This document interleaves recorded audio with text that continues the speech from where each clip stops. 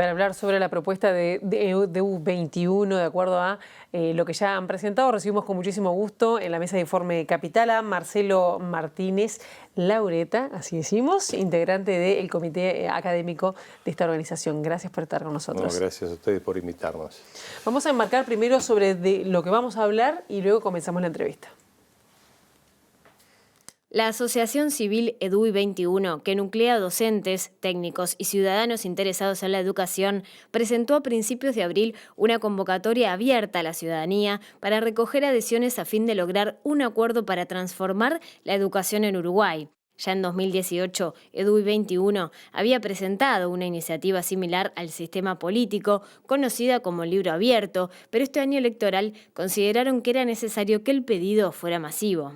En el diagnóstico, sostienen que los problemas del sistema educativo se traducen en bajos aprendizajes y una fuerte inequidad en todos los niveles del sistema educativo, así como en una expulsión temprana de jóvenes y bajas tasas de culminación, especialmente en la enseñanza media básica y superior, siendo esta una de las mejores herramientas para lograr mayores de nivel de inclusión social. Hasta el momento, 5.575 personas firmaron la iniciativa. Desde el sistema político manifestaron su adhesión al Partido Independiente, el colorado José Amorín y el nacionalista Jorge Larrañaga, además de banderas del IBER que postula a Mario Vergara en el Frente Amplio. El presidente del CODICEM, Wilson Neto, dijo que hasta el momento no escuchó a ningún candidato apoyar el programa completo elaborado por EDUI21. Desde la Federación Nacional de Profesores, FENAPES, se cuestionó la propuesta y reclaman la participación de docentes en las reformas planteadas. Para profundizar sobre la propuesta, Informe Capital recibe a Marcelo Martínez, integrante del Comité Académico de la Organización Civil. Marcelo, para una organización como EDUI21, un año electoral como este, ¿representa una oportunidad? Representa una oportunidad y también presenta complejidades. Cada uno de los partidos y de los candidatos está organizando sus propuestas y realizando sus convocatorias a la ciudadanía y nosotros queremos lograr un elemento de acuerdo. Entonces, a veces eso nos complica un poco. Pero en general sí hemos visto una buena receptividad. Una receptividad respetuosa. No quiere decir esto que haya un acuerdo total con todo lo que se plantea en EDUI21, pero en el libro abierto. Pero la propuesta del libro abierto lleva ese nombre, tiene esa característica de ser una propuesta para discutir. No es eso específicamente lo que seguramente vaya a salir como acuerdo en su totalidad, pero también es importante que para iniciar un acuerdo haya una base sobre la que discutir. ¿Y cómo podemos resumir las que ustedes consideran son las prioridades si pensamos en lo que podría ser una base? Bueno, ahí de repente tenemos que ir a algo un poquito más atrás en los por qué de las necesidades de cambio y por qué la necesidad de un acuerdo.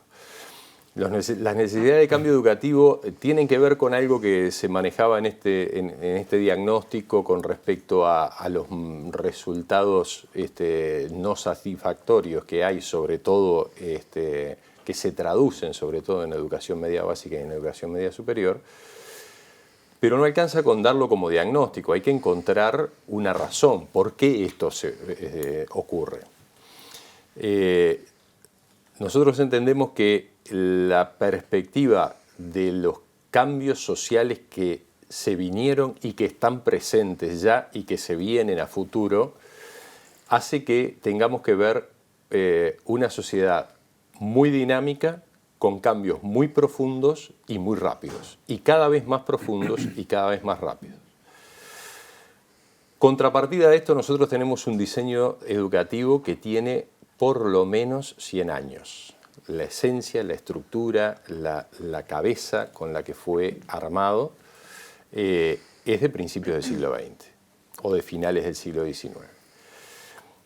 Entonces, ese esquema luego de las revoluciones que ocurrieron en el siglo XX, más las que ya están ocurriendo en el siglo XXI y las que ya están presentes, como las revoluciones de las inteligencias artificiales, los algoritmos, la biotecnología, las intersecciones de ellas, ¿cómo va a ser el mundo dentro de 5 años? Lo podemos imaginar, 10 años, lo podemos imaginar, es muy difícil imaginarlo.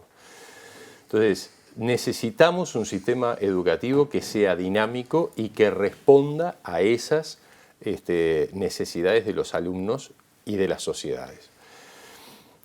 No un sistema que estaba previsto y funcionó muy bien para sociedades relativamente estables. Entonces, elementos fundamentales, bueno, centrarse en una tabla de contenidos que necesariamente teníamos que aprender cuando hicimos la educación media nosotros, parece no tener sentido, porque esa tabla de contenidos que todos nosotros aprendimos ya se modificó y los conceptos que aprendimos se modificaron muchos muy profundamente.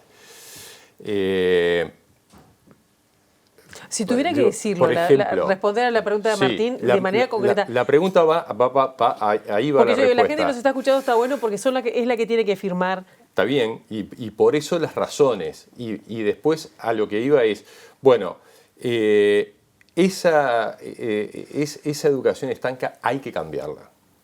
Y hay que cambiarla por un modelo que nos dé otro dinamismo, que se permita irse actualizando permanentemente y que se centre en aquellas competencias. Cuando hablamos de competencias de los alumnos, hablamos de alumnos competentes, de que tengan conocimientos conceptuales y habilidades, actitudes, valores que los puedan poner en funcionamiento para resolver situaciones dadas.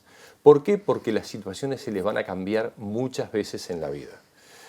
Van a tener que reaprender la manera de vivir, la manera de pensar, la manera de trabajar, la manera de relacionarse, muchas veces en la vida, como nos pasó a nosotros con los celulares inteligentes.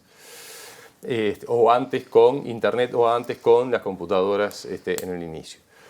Entonces, esas son uno de los elementos esenciales. ¿Qué competencias? Bueno, las competencias del siglo XXI, que ya están estudiadas por especialistas a nivel mundial, en la UNESCO, en distintos organismos, y que, así como fueron estudiadas a principios del siglo XXI, ya están mutando, ¿no? Porque ya los cambios que se vienen operando vienen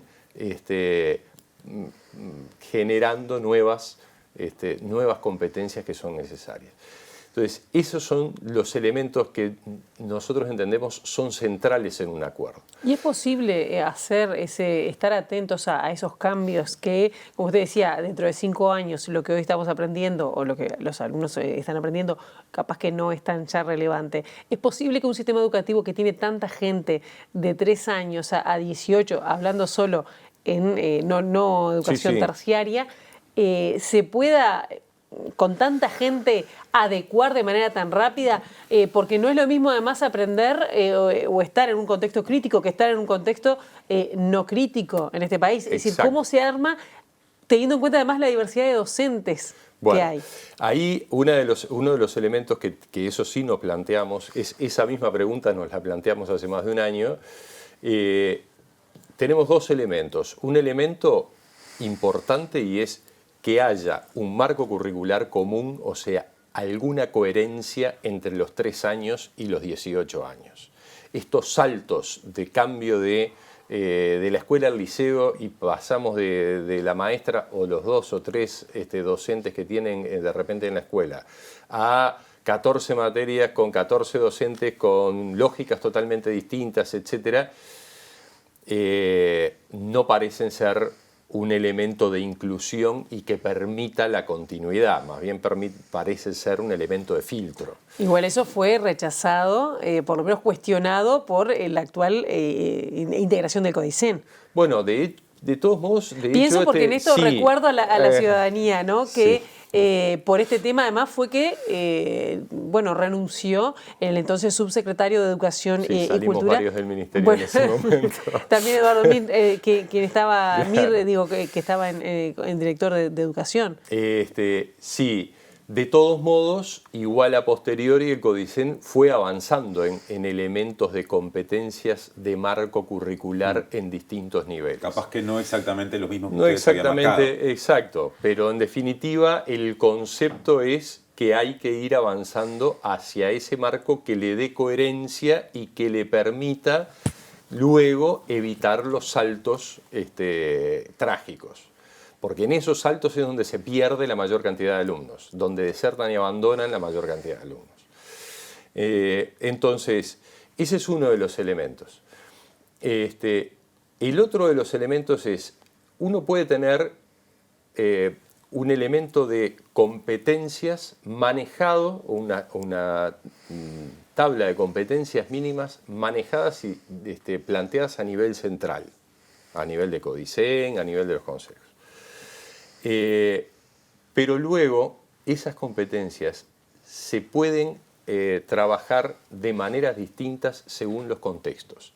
Y no solamente los contextos socioeconómicos, los contextos del centro educativo en sí o de la generación o del grupo de alumnos. ¿Un nivel de flexibilidad que no existe es ese? Exacto. Hoy no existe. Hoy no existe. O una contextualización que uno pueda llevar también de acuerdo a los equipos docentes que haya en el centro. No es lo mismo en un mismo contexto, con un mismo tipo de alumnos, entre comillas, una composición docente con docentes que tienen perfil más academicista u otros que tienen perfil más lúdico u otro. Entonces, también hay que contextualizar y hay que flexibilizar a las potencialidades que tiene ese grupo docente. Alcanzar las competencias se puede alcanzar de distintas maneras, capaz que también se pueden alcanzar desde el modelo tradicional para determinados alumnos y para determinados docentes y con determinados contextos. Pero de repente en otros modelos hay que trabajar, en otros lugares hay que trabajar con otras inquietudes. Esa flexibilidad tiene que tener también una evaluación constante y no una evaluación también en el sentido tradicional que está marcado, que viene la inspección a controlar que se esté llevando a cabo. La evaluación en el sentido amplio, una evaluación que sí que controla, pero que da insumos a los equipos docentes para que puedan ajustar, mejorar, cambiar y además difundir aquellas experiencias que van dando mejores resultados. Marcelo, nos queda poco tiempo. A veces cuando suele pasar, y aparte son temas apasionantes y que tienen mucha cosa para analizar y también ideas para contrastar porque no hay consenso. Claro. A veces cuando se plantea esta discusión y sobre todo se habla de las evaluaciones que dan cuenta de determinadas dificultades en un sector del alumnado a distintos niveles que fueron mencionados como parte de la exposición previa cuando comenzaste. Desde el gobierno se dice, bueno, también esa puede ser una consecuencia de la universalización, sobre todo pensando en educación media. ¿Ustedes entienden que algo de eso puede haber, que quizá esa punta negativa sea una consecuencia de algo que de todos modos es bueno? Seguramente es consecuencia de la universalización, pero ese es el dato del problema. Ese es el dato que hay que resolver. La universalización es muy positiva, pero tiene el problema de que en un sistema que hace todo igual para todos los diferentes, va a dejar a muchos por el camino. Entonces, esta flexibilidad que tenemos que tener, esta ductilidad para potenciar lo mejor de cada uno de los alumnos o de cada uno de los equipos de alumnos para que puedan desarrollarse, es cardinal.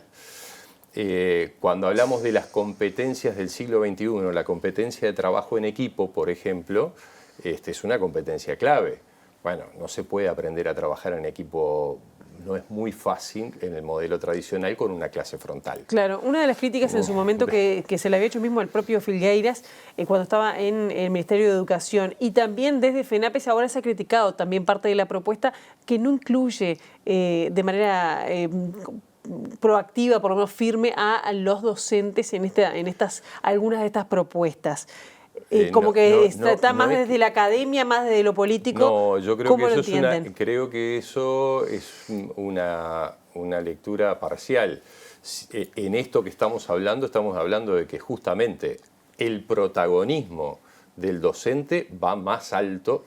obviamente que el centro y el protagonista es el alumno y su aprendizaje, pero la función y la posibilidad de trabajo del docente es mucho mayor que la que está teniendo hoy. ¿Y eso lo han tomado, es decir, han tenido contacto con los sindicatos de los gremios docentes? Ha habido intentos de contactos y se ha conversado de repente informalmente, no ha habido ninguna reunión formal últimamente, pero sí, yo creo que es un elemento que hay que tener claro, que esto que pasar de tener un docente que en principio, en el modelo tradicional, más allá de que no funcione estrictamente así, cumple con el programa, o tener un docente que diseña el currículum adecuado para los alumnos que tiene, hay una diferencia grande de protagonismo que adquiere el docente y de profesionalización que adquiere el docente.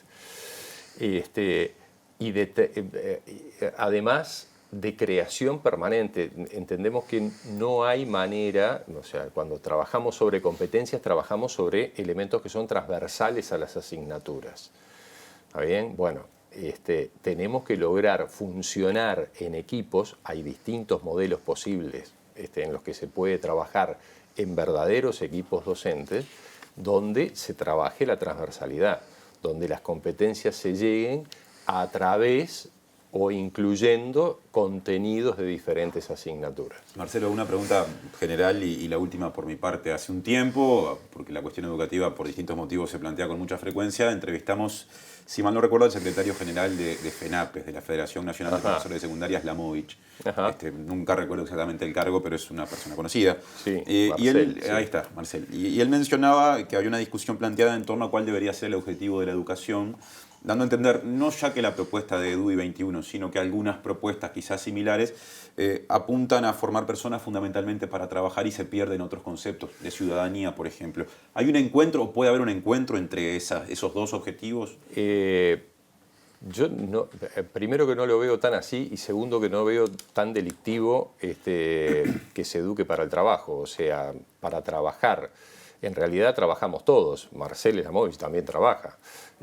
Yo también trabajo. Uno no sale del sistema educativo y se jubila. No se educa para el ocio noble. Se educa justamente para desempeñarse en la vida, no solamente con el trabajo, pero el trabajo forma parte.